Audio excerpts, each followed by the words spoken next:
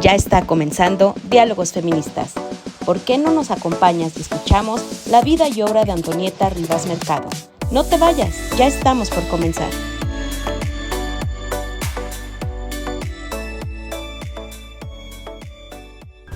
¿Cómo están? Bienvenidas y bienvenidos a un episodio más de Diálogos Feministas, este espacio que se fomenta para que podamos tener el contexto literario, para conocer historias de todas las mujeres que han sido íconos en la literatura, por supuesto en la escritura, en la política y sobre todo en el feminismo. A lo largo del tiempo, a lo largo de la historia, hemos podido conocer a muchas de ellas y en este espacio las traemos para ti, para que podamos conocer un poco más a detalle sus vidas, su obra y por supuesto el aporte o los aportes tan grandes que han hecho al feminismo. Bienvenidas y bienvenidos a este programa. El día de hoy lo vamos a dedicar a platicar sobre Antonieta Rivas Mercado y para ello me da muchísimo gusto saludar a mi compañera conductora, escritora también, y eso es muy importante para mí porque nos tiene ese punto de vista desde la literatura. Me da muchísimo gusto saludarte, Lucía, ¿cómo estás?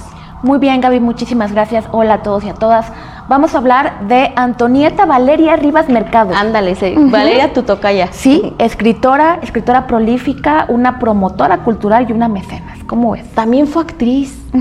Mucha gente de pronto no conoce esas facetas. Fue cuentista, fue periodista. Periodista, claro. Una mujer muy completa. Así es, Gaby. Así es, y bueno, pues vamos a ir recorriendo en este programa, vamos a ir escuchando algunos pasajes de su vida, algunos aportes de la misma, y para ello vamos a comenzar haciendo este recorrido para contar su vida, su obra de esta mujer que nació el 28 de abril de 1900. Vamos a escuchar cómo influyeron sus padres en su formación, porque es importante saber desde un inicio, vamos a ir en el desarrollo y hasta llegar al final, que fue un final trágico, pero que vamos a conocer y vamos a desarrollar en este programa. Vamos a escuchar un poquito más al respecto. Sus padres fueron Matilde Castellanos Haff y Antonio Rivas Mercado, un reconocido arquitecto del Porfiriato. Su padre, autor del Ángel de la Independencia, le proporcionó una educación privilegiada en lenguas, literatura y filosofía, lo que le permitió a Antonieta formarse como una erudita desde su casa. Gracias a la posición económica de su padre y al ambiente cultural que le rodeaba, pudo tener acceso a una educación de alta calidad. Esto le permitió desarrollar sus ideas en torno al feminismo, al hispanismo y a la revolución. Pues ahí, lo importante también que fue para ella su padre, cómo la impulsó y le fomentó esta parte del arte, de la cultura. ¿Qué nos puedes decir al respecto, Ale? Bueno, pues ella nace en una posición mucho más privilegiada que otras feministas que hemos ya trabajado, que hemos visto, que hemos escuchado sus historias. Y pues bueno, ella nace en este contexto económico, político y social, un contexto político turbulento. Ya en 1908 ya se empezaba a gestar la parte de la revolución y pues bueno, vamos a escuchar también pues qué pasa con ella y sobre todo cómo se desarrolló en la parte de los escritos, qué fue lo que hizo que ella pudiera escribir tan profundamente, Gaby. Eso a mí me inquieta saber. Claro, es bien interesante cuando tú lees una obra, cuando escuchas sus relatos, cuando vemos su historia, ¿a poco no les genera esa duda de decir, bueno, qué estaba pensando, qué la llevó, qué experiencia vivió, qué presenció, a lo mejor un acontecimiento, o si hablamos de política, pues que en ese momento fue importante o de gran relevancia, que las inspira o la inspiró a ella? Vamos a escuchar un poquito acerca de, bueno, estos escritos, esos ensayos que ella también tenía, sus escritos en ensayo y ficción que abordan temas profundos y complejos. Así es, Gaby. Vamos a escuchar un poquito. Sus escritos reflejan sus pensamientos sobre la revolución y el feminismo. Criticó la visión institucionalizada de la revolución promovida por el gobierno de Plutarco Elías Calles y participó activamente en las discusiones intelectuales de su época.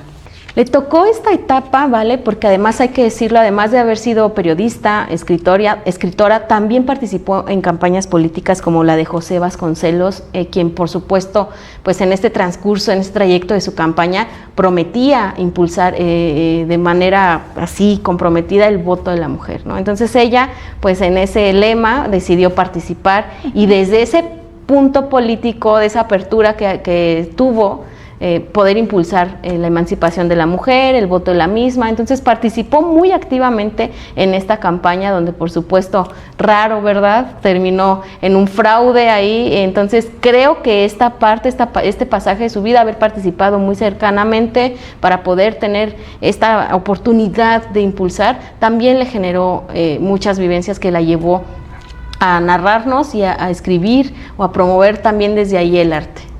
Claro, Gaby, nos encontramos con otra sufragista nuevamente, y nos encontramos con una mujer que pretende apoyar la modernización del país. O sea, ella es una mujer que ve el contexto económico, político y social del país y decide participar para modernizarlo. Pero no solamente participar en lo que se decía, las discusiones intelectuales de la época, sino participar activamente. Y volvemos a ver lo que hemos venido viendo a lo largo de esos programas, Gaby, que es la praxis transformadora de la realidad de estas mujeres, ¿no? Que no se conforman con lo que ven, sino que deciden participar activamente para lograr un cambio en el país.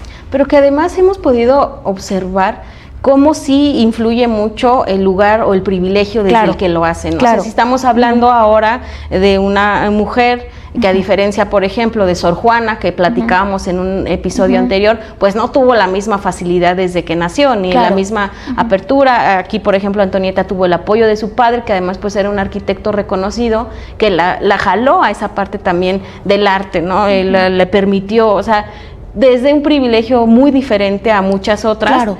Pero que al final nos lleva por el mismo camino, en el mismo contexto de defender, de promover no solo los derechos políticos de las mujeres, la participación de las mismas, pero también desde sus vivencias, poder expresarse a partir de la cultura, del arte, de los cuentos, del periodismo, porque las mujeres en esos momentos y en esa participación tan activa, pues nos da por investigar, por querer saber más, porque el conocimiento, lo hemos dicho, da poder, y yo creo que en ella fue una mezcla muy buena, que pudo tener ese acceso desde que nació, que además tenía esa cosquilla de saber, de conocer. Creo que fue algo muy bueno. ¿Qué les parece si escuchamos un poquito más acerca de esta participación que tuvo en la política? Su participación política estuvo siempre ligada a sus ideales de justicia y libertad. Apoyó a Vasconcelos porque compartía su visión de un México democrático, educado y libre.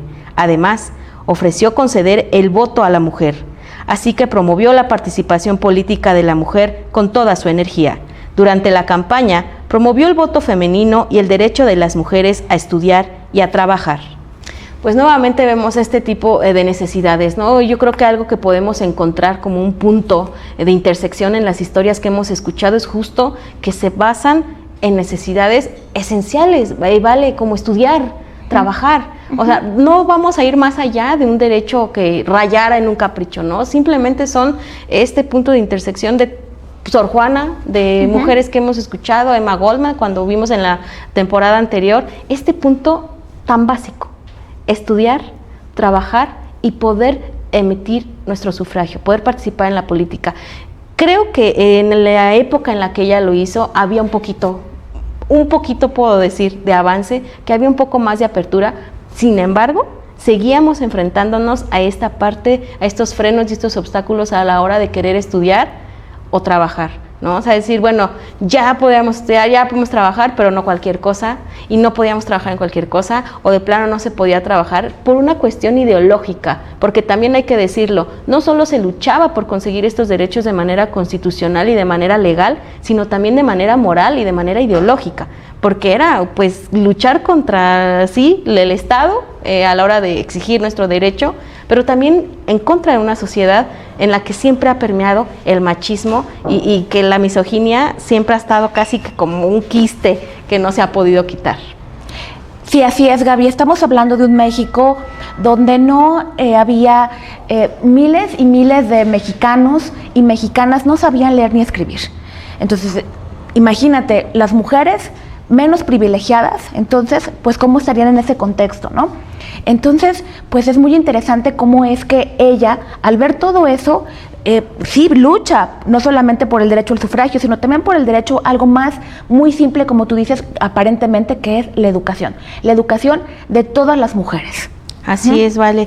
Y bueno, vamos a ver también cómo ella se destacó como una intelectual aguda y comprometida con sus ideales, esta capacidad de cuestionar, no solo de cuestionar, sino también de promover pues nuevas ideas, ¿no? Esto pues la convierte, por supuesto, en una figura imprescindible para entender el México posrevolucionario. No solo se limitó a las letras, sino que también tomó acción directa para cambiar su entorno. Claro, Gaby, como una promotora cultural. Que esto es muy interesante en el área de, bueno, en el teatro, en los escritos, también fue mecenas y logró mucho por la Orquesta Sinfónica, ¿no? Así es, no solo logró, sino financió la Orquesta Sinfónica de México. O sea, estaba muy comprometida en promover desde cualquier área, no solo, yo estoy segura que incluso al apoyar económicamente a la orquesta, por ahí bajita la mano se fijaba que también hubiera oportunidad en este espacio para las mujeres. Yo creo que hablamos de una persona, de una figura que fue muy importante en ese momento, en ese punto crucial de la historia de nuestro país, y que apoyó, a lo mejor no desde adentro, porque era casi, acuérdense, en esos tiempos la cúpula del poder, pues era de hombres, era impenetrable, pero ella logró como que en atajillos, como que paralelamente a través del arte, a través de la cultura, ir impulsando económicamente, porque además podía hacerlo, tenía, repetimos, un privilegio distinto. Sí, heredera de una fortuna, la fortuna de su padre, pues decide ella impulsar esta parte democrática del país, y también decide impulsar toda la parte cultural, Gaby. Eso es lo que ella decide hacer con ese dinero que pues fue heredado, como tú bien dices, desde su privilegio, por supuesto, pero también optando por trabajar por un México democrático, un México más justo y un México sobre todo pues con mayor patrocinio cultural. Y bueno, pues, ¿qué te parece si escuchamos un poquito de qué fue lo que la impulsó justamente a promover y apoyar a la Orquesta Sinfónica? Vamos a escuchar un poquito. Heredera de una fortuna paterna, decidió modernizar el quehacer teatral en México. Patrocinó el teatro, la pintura, la música y la literatura. Siempre había creído que la cultura era un pilar fundamental para el desarrollo de una sociedad. México tiene una riqueza cultural increíble, y sintió que era su deber apoyar a los artistas y literatos que reflejaban la sociedad y la identidad y la diversidad. Su amor por el arte fue un reflejo de amor por la humanidad, fue una forma de comunicación y una herramienta poderosa para el cambio social. Justo, ¿no? O sea, volvemos a tocar el mismo punto, a través del arte, hablando de todas las emociones que pudiera englobar en esta parte, de que además como identidad mexicana podíamos resaltar mucho, ¿no? O sea, poder decir, a través del arte, a través de la cultura, voy a promover pues el desarrollo de derechos, voy a promover las emociones, por supuesto, que creo que también en esa parte hay un contexto muy particular en todas las mujeres de las que hemos hablado, ¿vale? Claro, Gaby, sí, esta mujer se dedica a impulsar el teatro, funda, me parece que un teatro, y ella es la que va pues trabajando toda esta parte cultural y artística, porque tenía ese sueño, ¿no?, de un México mucho más culto, de poder promover este México que pues estaba cambiando, que estaba desarrollándose de diversas formas. Ella veía un México pues en aras o en miras de tener otro tipo de cultura, de otro tipo de espacios para los mexicanos y las mexicanas. Sí, lo tomó como una forma de comunicar, que siempre lo hemos dicho, cuando hablamos de pintoras, de escritoras, de literatas, cuando tienen una forma distinta, una herramienta buena, útil, que se les permitía además en su tiempo para comunicar, la usaban y la usaban bien. O sea, era como, es mi única manera de poder decir, de poder escribir en un tiempo en el que las mujeres no podíamos hacerlo, no podíamos participar o mostrar nuestras ideas de manera directa. Sí, lo podíamos hacer y siempre hemos sido muy listas a hacerlo de la manera que se pueda. Y estas herramientas, como una forma diferente de comunicar, fueron muy bien utilizadas también por María Antonieta. Así es, Gaby. Ella pues fue una mujer que a través del arte pues logró plasmar muchísimas cosas, pero también logra hacerlo a través de pues diversos escritos periodísticos, diversos ensayos y diversas cuestiones que son muy importantes para el feminismo en México. pues participó de esa manera y como lo habíamos comentado, también participó muy activamente en la campaña de José Vasconcelos, pero ya lo decía, pues en esta campaña hubo por supuesto este fraude por parte del candidato Pascual Ortiz Rubio. ¿Y qué les parece si escuchamos un poquito pues cómo le fue en este sentido? Porque estaba muy entusiasta, muy entregada a participar en esta campaña, a la cual también apoyó de manera ferviente, pero pues terminó como muy rara vez, ¿verdad? Terminan las campañas en este país en fraude. Vamos a escuchar un poquito al respecto. Antonieta sintió una profunda tristeza y una gran frustración. Fue doloroso ver cómo pisoteaban los principios de la democracia y cómo se negaba la voluntad del pueblo. También sintió una rabia e impotencia de que las aspiraciones habían sido sofocadas con el uso de la violencia, intimidación y la manipulación del voto. Pues ¿quién no? ¿Quién no tendría estos sentimientos? Yo creo que en la actualidad, ahora mismo, en la elección tan importante que acabamos de vivir, habrá muchas personas que tengan ese sentimiento, ¿no? De rabia, de impotencia. Lamentablemente en la historia de nuestro país, en la historia democrática de nuestro país, siempre ha tenido esa piedrilla en el zapato, ¿no? Cuando hablamos de un proceso electoral, pues es inevitable, o más bien utópico pensar que no va a haber corrupción, que no va a haber intimidación, compra del voto, pero creo que para ella en ese momento donde había una ilusión, donde había pues un gran ánimo por promover los derechos de las mujeres, enfrentarte también ahora a un fraude electoral, pues yo creo que fue una cubetada de realidad muy dolorosa para ella, al grado que se fue a Francia y no quería volver, ¿vale? Claro, Gaby, sobre todo porque ella esperaba grandes cambios en el país que ella misma estaba observando que eran necesarios, no solamente para el sufragio femenino, sino también para pues cambiar y lograr un México mucho más culto y trabajar en esta democracia, ¿no?, del país. Y pues, como bien dices, ¿no?, es una cubetada de agua fría lo que se enfrenta, y entonces decide irse a Francia.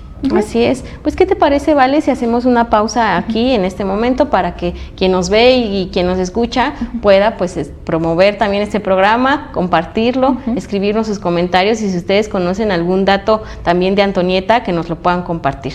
Vamos a un corte, ahorita regresamos.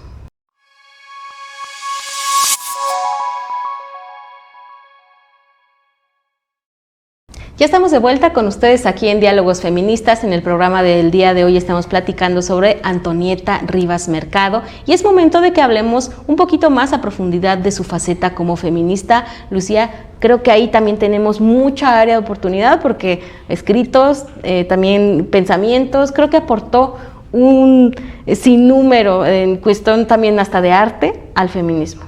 Así es, Gaby, es una mujer que escribe cuestionando los roles tradicionales de género que se vivían en ese momento pues en México y que se siguen todavía viviendo en esta época, pero desde ese momento ella empieza a cuestionar esos roles tradicionales de género y además de ello pues empieza a hablar sobre esta identidad de las mujeres, ¿no? Cómo construir una identidad propia de la mujer mexicana. Exacto, justo hizo un ensayo, su primer ensayo fue muy enfocado a esta parte de la identidad, de cómo incluso nos veían en otras partes del mundo a las mujeres mexicanas. Vamos a escuchar un poquito acerca de esto. En diciembre de 1927, escribió su primer ensayo que se publicó en Ulises, donde criticó la obra de Margarita Nelken. Posteriormente, en 1928, escribió La mujer mexicana, donde expuso la falta de un modelo representativo de la mujer mexicana debido a las diversas influencias culturales. No solo teníamos que enfrentar esta parte ideológica, moral y política de nuestro país, sino que además, pues siendo un país gobernado por hombres, lo que reflejábamos hacia el mundo también lo absorbíamos de cierta manera, ¿no? Teníamos una influencia de muchas culturas de otros lugares, que eso pues a su vez se nos volvía otro yugo, ¿no? O sea, un yugo encima del otro, es decir, enfrentar las reglas de nuestro país, el machismo en nuestro país, combinado ya ahora con otras culturas, ¿vale? Por supuesto, Gaby, claro, Antonieta al tener la oportunidad de viajar, al tener estos privilegios, como bien decíamos en un principio, pues tiene la oportunidad de comparar cómo se desarrollan las mujeres en otros países, en Francia, en Estados Unidos, en Inglaterra, y es como ella se pregunta, bueno, ¿y qué pasa con la mujer mexicana? ¿No? ¿Dónde está esa identidad? ¿Dónde podemos encontrarnos? ¿No? Este ensayo que hace de la mujer mexicana fue muy crítico con el gobierno de Plutarco Elías Calles. Vamos a escuchar qué es lo que dice sobre esto. En este ensayo, la intención era destacar la necesidad de una educación democrática y la importancia de que las mujeres aprendieran a pensar por sí mismas. Antonieta criticó la pasividad de la mujer mexicana y abogó por su participación activa en la política y la sociedad. Hablar de esta autonomía ideológica, de pronto a lo largo de la historia ha sido como un cliché, un lugar común que todas las escritoras, pintoras, muralistas, artistas, periodistas hemos llegado a repetir, ¿no? Es decir, pensar por nosotras mismas, ser independientes, que nadie nos diga qué hacer, que nadie nos dé la regla, la línea para participar políticamente, que en nuestras casas no se nos imponga un machismo forzoso. Entonces ella, a la hora de criticar, pues por supuesto tenía la intención que han tenido muchas, que tuvieron las sufragistas, que tuvieron las feministas de la primera, la segunda, la tercera, que la tenemos incluso en esta cuarta ola del feminismo, y que era pensar por nosotras mismas, ¿no? O sea, quitarnos esa obligatoriedad que ha habido al transcurso del tiempo, de que nuestro pensamiento tiene casi que ser sí, pero despuesito del de nombre, o que no puede estar por encima de los ideales que se nos impongan, ¿no? Como sociedad, decir, yo sí puedo pensar por mí misma, pero no puedo contradecir lo que dicte una cultura patriarcal, ¿no? O lo que diga mi marido. Exactamente. Entonces, creo que esta lucha particularmente también la hemos tenido en todas las olas del feminismo, y que ella, al criticar incluso al gobierno, pues lo ponía muy ahí, ¿no? O sea, siempre has habido ese dedo en el renglón de poder tener ese derecho, de acceder a ese derecho y a esa necesidad de pensar por nosotras mismas. Claro, Gaby, qué importante lo que dices, esta parte de lograr tener una postura personal. Claro. ¿No? Y una postura personal solo se desarrolla conociendo, ¿no? Entonces, por eso ella decía que importante es educar también a las mujeres, porque solamente con el conocimiento se desarrolla esta capacidad de tener una postura o un pensamiento crítico, que era lo que de alguna manera ella decía, bueno, ¿y por qué veo esta pasividad de las mujeres en la parte política, en la parte de casa, en la participación social? ¿Por qué esa pasividad, no? Y ella la critica y dice, no, o sea, las mujeres tienen que salir, tienen que empezar a pensar por sí mismas y tener una postura personal. Así es, y además denunció ese criterio puramente masculino que existía en la Constitución de 1917, porque bueno, ella decía que las mujeres en México eran vistas como propiedad del hombre, ¿no? Y que justo esto, pues definitivamente no nos permitía tener un pensamiento propio, una postura propia, que incluso contradijera pues, al marido, al papá, a la iglesia, porque también había ahí una a la familia, a la tradición, ¿no? Entonces ella pues justamente en esta etapa, en esta época del feminismo, critica lo que ahora volvemos en un tiempo distinto, en una época muy lejana a la suya, pero que seguimos haciendo hincapié en esto, ¿no? Cuando ahora hablamos de incluir palabras, de que pueda ser visibilizada la mujer incluso desde las frases que se utilizan, hablar en un lenguaje incluyente, cuando hablamos de las y los mexicanos, cuando hablamos ya incluso de poner en esa, a lo mejor para muchos, y yo creo que ustedes también lo pueden pensar así, escríbanos por favor, es innecesario este lenguaje, ¿no? Ha habido toda una polémica alrededor de esto, de decir, bueno, es que ahora vamos a tener para todo que decir. Hay quien dice la Ángela de la Independencia, que ha tenido esta intención de incluir a las mujeres en el lenguaje, y que desde esa época se viene haciendo, ¿no? Cuando ella critica esta constitución por decir es puramente masculina y se trata en un lenguaje masculino, nos pone a las mujeres como una propiedad. Creo que desde ahí y hasta el día de hoy la lucha en ese sentido no se ha terminado, y los avances sí están, pero continuamos en esa intención de dejar muy claro que las mujeres somos independientes, somos libres, somos sujetas de derecho, y que además estamos presentes y necesitamos ser visibilizadas también en una posición de igualdad con los hombres, ¿no? Porque no ha sido más que eso, creo que la intención a lo largo de la historia y en el ejercicio de nuestros derechos simplemente ha sido una igualdad sustantiva, que haya ese equilibrio cuando se detenta el poder, en la repartición de los mismos, pero más que otra cosa en el ejercicio de nuestros derechos, ¿vale? Claro, Gaby. Antonieta, pues una mujer adelantada para su época, ya habla de unos temas pues bastante escabrosos, ¿no? Habla, como bien tú dices, de este derecho político, de este derecho social, de este derecho de poder ser nosotras mismas, de poder participar activamente en la política, y también habla de tener el derecho de la educación de las mujeres, pero también habla de otras cuestiones muy importantes, como es la maternidad versus la igualdad de derechos, ¿no? Entonces, hay que escuchar qué nos dice ella sobre eso. La protección de la vida en el extranjero le permitió a Antonieta abordar estos temas con más libertad. Comparó el rezago de Latinoamérica con Inglaterra y Estados Unidos en cuanto a los derechos de la mujer y abogó por una mayor igualdad y libertad sexual. Y no solo eso, ¿vale? Ya habíamos comentado al principio que no solo era actriz, también fue periodista, pero también cuentista. Y justamente en su cuento Claro Equilibrio, ella habla de temas fuertes, adelantados a su época, como era el sexo sin consentimiento de ambas partes, aún dentro del matrimonio, ¿no? Porque recordemos que pues en esas épocas casi que era, te casabas y ya eras absoluta y completamente propiedad de un hombre, incluso en esa parte, ¿no? En la parte íntima, en la parte sexual, era si quería él. Si tú querías o no, eso no importaba. Entonces ella habla de este sexo sin consentimiento dentro del matrimonio.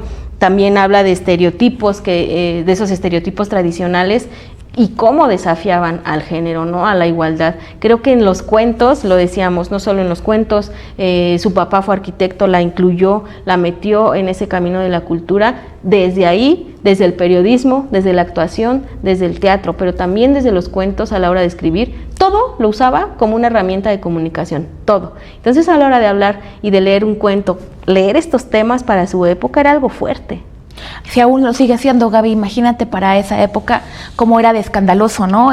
Claro. Temas que no se podían tocar, temas que se podían solo en lo privado, y que no se podían hacer públicos, ¿no? Que no eran temas incluso de plática, porque pues esto era normal, ya era normalizado, ¿no? Porque volvían las mujeres a ser parte de una familia, pero siempre con el consentimiento de lo que dijera el marido, de lo que permitiera el marido, de lo que él expresara, y ella siempre en la parte de atrás, ¿no? Entonces ella hace esa denuncia y dice, ¿cómo es posible que esto suceda? Que le suceda esto a las mujeres, ¿no? Es momento de emanciparse, es momento de que las cosas sucedan de otra manera, y algo muy, muy adelantado para esta época. Y fíjate, ahorita que dices eso y que leo, ¿no? Lo que tenemos aquí en nuestro apunte, me pongo a pensar, o sea, mi mente como que se proyecta y hablar de estos temas, que no solo no eran una cuestión que se hablara políticamente, sino que en las familias, y tenemos que decirlo, también había mujeres muy tradicionalistas, ¿no? Mujeres a las que sí les acomodaba y a las que, repito, en nuestro contexto actual les sigue acomodando. Pero en esa época más, yo creo que eran mucho más a las mujeres, ahora son menos, pero ahora en ese momento eran más las mujeres a las que les acomodaba esta parte tradicional y machista, ¿no? Entonces cuando veían a otra mujer hablando de estos temas que eran tabú, o sea, hablar de sexo, imagínate, o sea, era algo, híjole, no hombre, casi que te echaban el garrafón completo de agua bendita, porque pues no eran temas que tuvieras que hablar, era algo muy privado, era algo casi que la honra de la mujer iba de por medio, ¿no? Incluso por eso veíamos matrimonios de que la besó, estuvieron solos, ya mancilló su honra, su nombre, claro, y se tiene que casar. Entonces imagínate cómo habrá sido también para ella hablar de estos temas en una sociedad que culturalmente tenía arraigadísimo un sistema patriarcal, tradicional, en el que las propias mujeres veían muy mal hablar de estos temas, ¿no? O sea, hablar de sexo, híjole, yo creo que ha de haber sido súper difícil para ella. Claro, Gaby, qué interesante, pero a través de su pluma, a través de los cuentos, a través de esta parte en donde se pretende pues denunciar, ¿no? Hacer una denuncia sobre algo que estaba ocurriendo en esa época, donde, como bien tú dices, las mujeres pues estaban invisibilizadas como para hablar de ciertos temas y pues no se podía hablar, pero además de eso, todavía tenían que entregar dote para casarse, todavía tenían que estar pues al arbitrio de lo que dijera el marido, de lo que dijeran la familia, de lo que dijeran los padres, de lo que dijera la sociedad, ¿no? Una sociedad profundamente machista y misógina que pues permeaba en esos momentos y que bueno, todavía sigue permeando, aunque hemos hecho grandes avances, pero pues tenemos todavía temas tabús, ¿no? Y muchas mujeres que pues piensan que hay temas de los que no se debe ni se puede hablar, ¿no? ¿Tú qué crees que haya pensado Antonieta acerca del matrimonio? ¿Por qué no escuchamos un poquito de qué nos compartió en aquellos momentos? Adelante. Para Antonieta, el matrimonio siempre fue una institución opresiva para las mujeres en muchas ocasiones. Las mujeres mexicanas en su relación con los hombres eran esclavas, casi siempre consideradas como una cosa, y lo que era peor, aceptar serlo. Sin vida propia, dependiendo del hombre, el resultado es que no estima ni respeta a la mujer. Por ello, era preciso que las mujeres mexicanas ampliaran su horizonte, se educaran y se instruyeran, que cultivaran su mente y aprendieran a pensar. En su matrimonio con Albert Edward Blair hubo opresión y violencia psicológica. Le quemó sus libros y fue cuando dijo basta, se divorció. ¿Cuántas mujeres tienen este camino dentro de sus matrimonios, ¿no? Hablemos ya en una parte emocional, cuando ella dice sufrió violencia psicológica, quemarte tus libros, ¿no? Como esta reacción de tú no puedes hacer esto, tú no vas a salir de aquí, no vas a ir más allá que yo, que ya tendría que ver incluso con una cuestión de ego. Ella hablaba del matrimonio después de haberlo vivido como una institución en donde las mujeres eran una cosa, donde era algo tan frío que no había incluso cariño, ¿no? O sea, ella decía, bueno, era una cosa de propiedad, yo era suya, y no había ni siquiera estima, no había de, bueno, sí soy suya, pero me quiere, ¿no? No había absolutamente nada de eso, pero ella sí dice, hasta aquí, ¿no? O sea, ella tuvo el valor de parar, de decir, esto ya fue suficiente, y se divorció, que también era muy mal visto, ¿no? Recordemos que antes las mujeres eran quedadas. Por supuesto, no, el divorcio era algo muy escandaloso.